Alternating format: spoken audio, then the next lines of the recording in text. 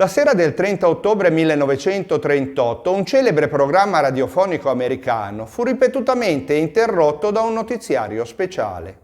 Gli aggiornamenti si susseguivano allarmanti e concitati. Riguardavano l'improvviso atterraggio di astronavi extraterrestri sul nostro pianeta.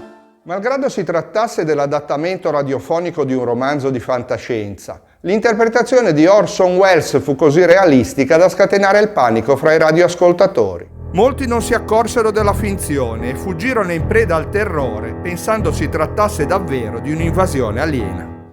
Ma perché abbiamo tanta paura degli alieni? Perché restiamo sgomenti di fronte alla possibilità di non essere soli nell'universo? E chi è veramente un alieno?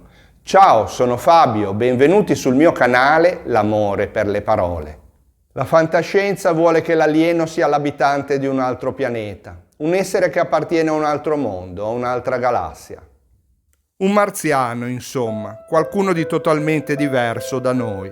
La fantasia gli ha fatto assumere le forme più disparate, dal simpaticissimo E.T. al terrificante Alien, ma nell'immaginario di molti l'alieno è quasi sempre brutto, cattivo e ansioso di conquistare la Terra.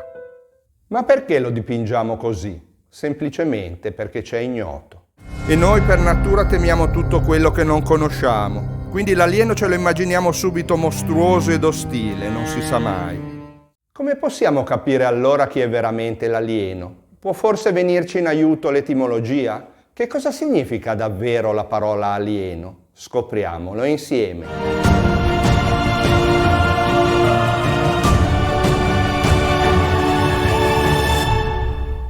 La parola alieno deriva dalla lingua latina, dall'aggettivo alienus, che significa altrui, straniero, estraneo, avverso, ostile, che a sua volta viene dal pronome indefinito alius, che vuol dire altro, diverso. Alieno è quindi qualcuno che ci è estraneo, che è diverso da noi e in qualche modo forse anche mal disposto. Come dunque racconta l'etimologia, abbiamo paura degli alieni perché sono degli sconosciuti. Hanno sicuramente sembianze ed abitudini differenti dalle nostre e probabilmente ci sono nemici.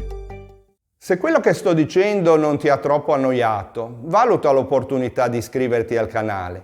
Parleremo di tante altre parole interessanti e sarebbe un vero peccato perdersele, visto che basta solamente attivare la campanella delle notifiche per restare sempre aggiornato.